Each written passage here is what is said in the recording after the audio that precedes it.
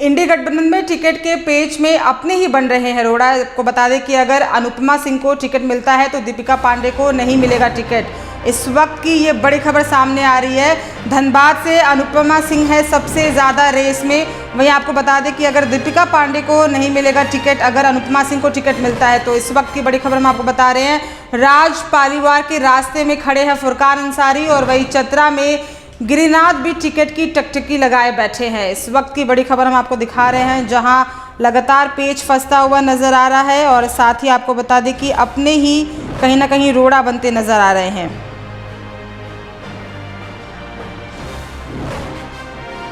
वहीं अगर बात करें तो इंडी गठबंधन में टिकट के पेच में रोड़ा बनते नजर आ रहे हैं अपने। अगर अनुपमा सिंह को टिकट मिलता है तो दीपिका पांडे को नहीं मिलेगा टिकट और धनबाद से अनुपमा सिंह है सबसे ज़्यादा आगे रेस में और वहीं राज पालीवाल के रास्ते में खड़े हैं फुरकान अंसारी और चतरा में भी गिरिनाथ टिकट की टकटकी लगाए बैठे हैं।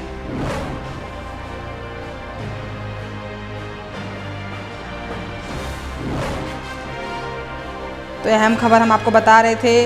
इंडी गठबंधन में टिकट के पेच में रोड़ा फंसते नज़र आ रहा है अपनों के द्वारा ही और अनुपमा सिंह को टिकट मिलता है तो दीपिका पांडे को नहीं मिल सकता है टिकट। ये आसार लगाए जा रहे हैं। चतरा में गिरिनाथ सिंह भी टिकट की टिकटकी लगाए बैठे हैं, उन्हें भी ये उम्मीद है कि उन्हें टिकट मिल सकता है। वही धनबाद से बता दें आपको कि अनुपमा सिंह है सबसे ज़्यादा रेस में आगे। राज पालीवाल के रास्ते में फुरकान अंसारी आ सकते हैं।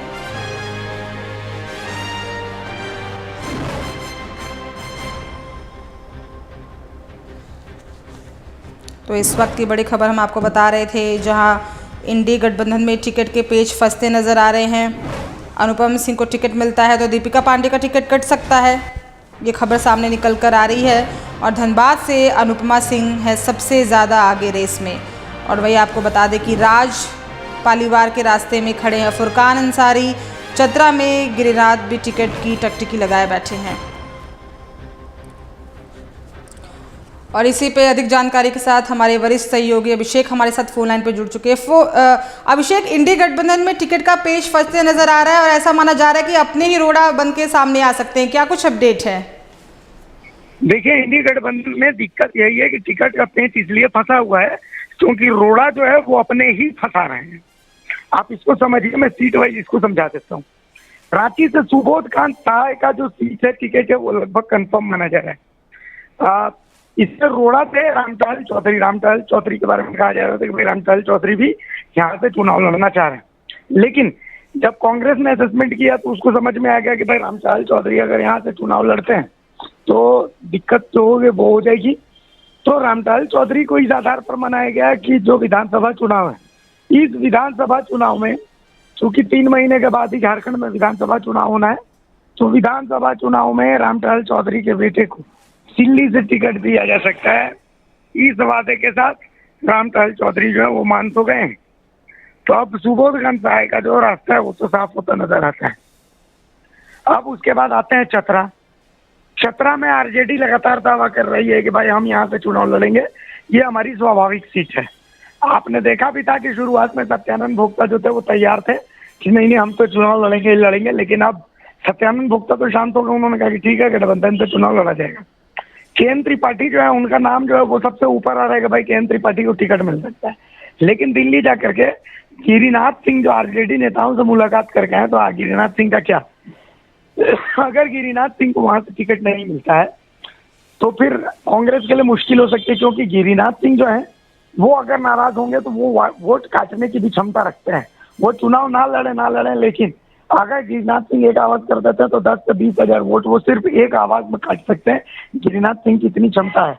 तो आखिर गिरिनाथ सिंह को कैसे मनाया जाएगा, या फिर कांग्रेस के सिंबल पर गिरिनाथ सिंह को चुनाव में उतारा जा सकता है, एक संभावना इसकी बनती है। अब गोड्डा सीट पर आते हैं। दिक्कत यह है कि कांग्रेस इन 4 सीटों में से एक सीट पर महिला को उम्मीदवार को टिकट दे सकती है। अब कहा जा रहा है कि धनबाद सीट पर अनुपमा सिंह को अगर टिकट दिया जाता है तो दीपिका सिंह स्वयं अपने आप को इस रेस से बाहर पाती। तो ऐसी स्थिति में गोड्डा सीट से राज पालीवाल जो होते हैं उनका नाम और प्रदीप यादव इनका नाम आता है। राज पालीवाल फिलहाल बीजेपी में। राज पालीवाल अगर लड़ेंगे तो वो जेएमएम के सिंबल पर लड़ेंगे। तो जेएमएम के सिंबल पर अगर राज पालीवाल लड़ते हैं तो ऐसी स्थिति में जमशेदपुर की सीट जो है वो जेएमएम कांग्रेस को देगी। लेकिन राज परिवार के चुनाव लड़ने का सबसे ज्यादा विरोध अगर कोई कर रहा है तो वो फुरकान अंसारी कर रहे हैं। फुरकान अंसारी को उम्र के तर्ज पर वहां रेस से बाहर भले बताया जा रहा है, लेकिन फुरकान अंसारी प्रदीप यादव अगर चुनाव लड़ते हैं तब तो ठीक है, लेकिन फुरकान अंसारी अगर राज परिवार चुनाव लड़ते हैं तो मुस्लिम वोट काटने का काम करेंगे। इसीलिए आनंद फानन में आलमगीर आलम को दिल्ली बुलाया गया था कल। तो ऐसी स्थिति में अब यहाँ पर भी पेच जो है वो फंसा हुआ है। प्रदीप यादव रेप के मामले में फंसे हुए हैं और इसमें जल्दी कभी भी फैसला आ सकता है, और इस मामले में खबर यह है कि वो कन्विक्ट अगर होते हैं तब तो वो चुनाव लड़ने से अयोग्य हो जाएंगे। तो ऐसी स्थिति में फिर से कांग्रेस फंस जाएगी, और कांग्रेस ऐसा कोई काम नहीं करना चाहती जिसमें वो फंसे। और वहां पर उम्मीदवार के रूप में निशिकांत दुबे है, तो वहां पर कोई कद्दावर उम्मीदवार इसलिए भी उतारना है क्योंकि हेमंत सोरेन कि अगर मतलब एक निजी दुश्मनी देखने को मिली है वो देखने को मिली निशिकांत दुबे से। तो कल्पना सोरेन चाहती है कि यहाँ पर कोई ऐसा कद्दावर उम्मीदवार उतरे गोड्डा से जो निशिकांत दुबे के तख्ते को हिला सके। तो इन सब चीजों को जब आप देखते हैं तो इंडी गठबंधन में पेंच जो है वो आपको दिखता है, और उस पेंच को आज शाम तक कहा जा रहा है कि सुलझा लिया जाएगा। आप देखिए उसको कैसे और क्या सुलझाया जाता है। जी अभिषेक, जिस तरह से प्रत्याशियों की घोषणा में देरी मानी जा रही है या देरी की जा रही है इंडी गठबंधन की तरफ से, तो कहीं ना कहीं ये ही कहीं ना कहीं बड़ा कारण हो सकता है कि जो आपसी मतभेद है वही देखने को मिल रहा है पार्टी के अंदर। हाँ बिल्कुल, सिर्फ पार्टी नहीं है, पूरे गठबंधन की दिक्कत है। और देखिए एक बेनिफिट ये है कि झारखंड में चुनाव जो है वो बहुत लास्ट में जाकर के मतलब तीसरे चौथे चरण में जी। तो ऐसी स्थिति में गठबंधन के पास पर्याप्त समय है, वो टिकट की घोषणा करने में कोई हड़बड़ी नहीं करना चाहता, और इसीलिए वो बिल्कुल एकदम फूक फूक के कदम रख रहा है, क्योंकि उनको पता है कि अगर वो, चूंकि पिछली बार ये गठबंधन में चुनाव नहीं था लेकिन 2 सीटें आई थी इनके पास, 13-12 सीटें जो थी वो बीजेपी के पास थी, एनडीए गठबंधन के पास थी। तो इस बार इनका टारगेट ये है कि 2 सीटें ना सही लेकिन कम से कम 2 से ज्यादा सीटें, अगर 4 सीटें भी ये बचाते हैं। देखिए अगर 2 से, पिछली बार कांग्रेस की 1 सीट थी, तो इस बार अगर कांग्रेस 2 या 3 सीट भी जीत जाती है तो ये इसके लिए विनिंग सिचुएशन होगी, और 1 से ज्यादा सीट जीतना राजेश ठाकुर के कद को और मजबूत करेगा। राजेश ठाकुर जानते हैं कि यहाँ पर वो 5 की 5 सीटें नहीं जीत पाएंगे, लेकिन वो उनका टारगेट यही कि सीटों पर उनकी प्रबल संभावना बनती है, उन प्रबल सीटों पर वो जीत दर्ज करें, क्योंकि इनका फोकस लोकसभा से ज्यादा विधानसभा पर है। तो ऐसी स्थिति में हम ये आखिरी सवाल, तो हम ये माने कि कहीं ना कहीं इंडी गठबंधन कोई रिस्क नहीं लेना चाह रही है इस बार, इसलिए फूक फूक करके कदम रखा जा रहा है उनके द्वारा। नहीं बिल्कुल ये सही बात है, रिस्क ये नहीं लेना चाह रहे हैं जी। और बहुत रणनीति के तहत जो सीटों का जो आकलन वो किया जा रहा है। आप देखिए पश्चिम सिंहभूम में जोबा मांझी को टिकट दिया गया, कहा गया कि जोबा मांझी को भी नहीं पता है, मुख्यमंत्री चंपई सोरेन को भी नहीं पता और टिकट मिली है। तो इस तरीके की जब चीजें होती हैं तब इसका मतलब कि एनालिसिस जो है ऊपर लेवल पर बहुत ज्यादा हो रहा है, चाहे जेएमएम चाहे कांग्रेस की, दोनों की मैं बात कर रहा हूँ। हाँ यहाँ पर दिक्कत यह है कि बीजेपी से तो ये लड़ लेंगे, लेकिन कई सीटों में मुकाबला सिर्फ बीजेपी से नहीं, मुकाबला अपनों से भी है।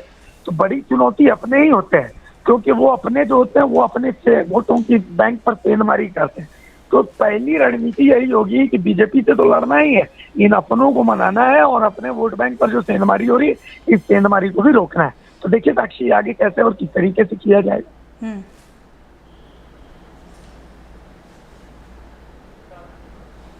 तमाम जानकारी के लिए बहुत बहुत धन्यवाद अभिषेक, हम आपसे अपडेट लेते रहेंगे। तो आप देख सकते हैं कि इंडी गठबंधन में टिकट के पेश को लेकर अपने ही बन रहे हैं रोड़ा। अगर अनुपमा सिंह यादव को टिकट मिलता है तो दीपिका पांडे को नहीं मिलेगा टिकट, और ऐसा माना जा रहा है कि धनबाद से फिलहाल अनुपमा सिंह है सबसे ज़्यादा रेस में आगे।